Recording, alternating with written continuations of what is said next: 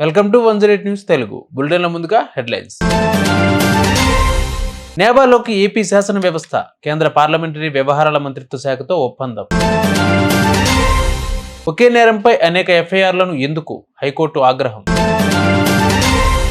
పట్టపగలే శ్రీవారి హుండీలో దొంగతనం, సీసీ కెమెరాలో గుర్తించిన దొంగను అదుపులోకి తీసుకున్న సిబ్బంది. సీఎం పీఠం ఎవరిదనే దానిపై ఉత్కంఠత, మహారాష్ట్ర సీఎం పీఠానికి 2 ఆప్షన్లు. గత సీజన్లో మెరుపులు మెరిపించిన ప్లేయర్లు, ఐపీఎల్లో వీరిని ఇక చూడలేమా?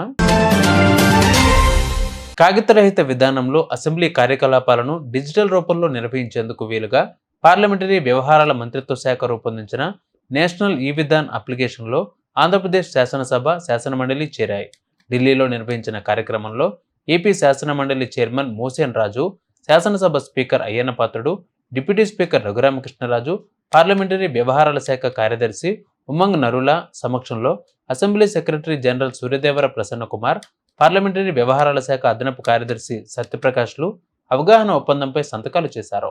పార్లమెంటుతో పాటు దేశంలోని 31 శాసనసభలు, 6 శాసన మండలాలను ఒకే డిజిటల్ వేదికపైకి తీసుకువచ్చేందుకు పార్లమెంటరీ వ్యవహారాల శాఖ నేవాను ప్రారంభించింది. ఇందులో భాగంగా పార్లమెంటు తరహాలోని అసెంబ్లీ కౌన్సిల్ సభ్యులకు కూడా ట్యాబులు అందిస్తారు. అప్లికేషన్ అమలు ప్రారంభమైతే సభా కార్యకలాపాలు అన్ని డిజిటల్గా నిర్వహించడానికి వీలవుతుంది. ఈ యాప్లో ప్రతి సభ్యుడికి ప్రత్యేక డాష్ బోర్డు ఉంటుంది. అందులో సభలో తన కార్యకలాపాలను చూసుకునే వీలు ఉంటుంది. లగచర్ల ఘటనలో బీఆర్ఎస్ నేత పట్నం నరేందర్ రెడ్డిపై 3 ఎఫ్ఐఆర్లు నమోదు చేయడాన్ని హైకోర్టు తప్పుపట్టింది. ఫిర్యాదుదారు మారిన ప్రతిసారి కొత్త ఎఫ్ఐఆర్ పెట్టడం ఎలా సమర్థనీయమని పోలీసులను ప్రశ్నించింది. ఫిర్యాదు రాసిన రైటర్, తేదీలు, నిందితుల పేర్లు, కంటెంట్ మాత్రం ఒకేలా ఉన్నాయని తెలిపింది. కాపీ కొట్టడానికి కూడా కొంత తెలివి అవసరమని వ్యాఖ్యానించింది. నరేందర్ బెయిల్ పిటిషన్పై తీర్పును రిజర్వ్ చేసింది. తిరుమల శ్రీవారి హుండీలో నగదు చోరీ జరిగింది. ఈ నెల 23న మధ్యాహ్నం 2 గంటలకు జరిగిన ఘటన ఆలస్యంగా వెలుగులోకి వచ్చింది. ఆలయంలోని స్టీల్ హుండీ నుంచి తమిళనాడుకు చెందిన వేణులింగం నగదు చోరీ చేసి పారిపోయాడు.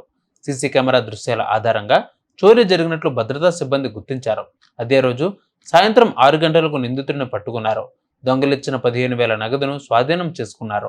నిందితుడిని టీటీడీ విజిలెన్స్ అధికారులు పోలీసులకు అప్పగించారు.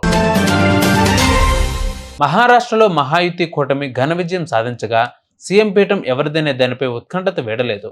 2 ఆప్షన్లపై కూటమి నేతలు తర్జనా భర్జన పడుతున్నట్లు తెలుస్తోంది. ఫడన్వీస్, ఏక్నాథ్ షిండే చెరో 2.5 ఏళ్లు కుర్చీ పంచుకోవడం తొలి ఆప్షన్ కాగా, 2+2+1 అంటే ఫడన్వీస్, షిండే, అజిత్ పవార్ ఫార్ములాతో సీఎం పీఠాన్ని అధిష్ఠించడం 2వ ఆప్షన్. 2 రోజులుగా దీనిపై నడ్డా, అమిత్ షా చర్చలు జరుపుతూ ఉండగా ఇవాళ ఫైనల్ అయ్యే ఛాన్స్ ఉంది. ఐపీఎల్ మెగావేల ముగిసింది. గత సీజన్లో మెరుపులు మెరిపించిన ప్లేయర్లు కొందరు అన్సోల్డ్గా మిగిలిపోయారు. David Warner, బేర్స్ట్రో, Williamson, Mitchell, Shardul Tagore, Mustafizur, Naveen ఉల్ Haq, Umesh Yadav, Steve Smith, holder, Jordan, Nabi, Latham, Saudi, Sikandar రాజా, మయాంక్ అగర్వాల్, షకీబ్ పృథ్వీషా, సర్ఫరాజ్, శివం మావి, సైని, చావ్లా వంటి ప్లేయర్లు ఈ జాబితాలో ఉన్నారు. చూసారుగా వివరాలు బులెటిన్ అప్డేట్స్. మరిన్ని అప్డేట్స్తో మళ్ళీ మీ ముందుకు వస్తాను. అంతవరకు కీప్ వాచింగ్ 108 న్యూస్ తెలుగు.